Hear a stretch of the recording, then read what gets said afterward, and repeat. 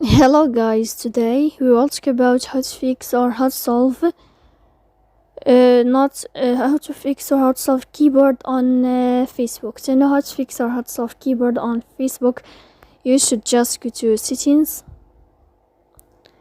After that, you can click on apps, default apps, app settings. Here in this list, you will enter to the window of Facebook and you can click. Then this page of app info, you can click on first app and you can click OK. Here we'll enter to the window of storage. Then you can click clear cache. Don't click clear data because that can cause you errors in your app. In the end, you can turn on your airplane mode and you can wait 3 seconds to turn off your airplane mode again. So please don't forget to support us by like and subscribe. See you next time in another video.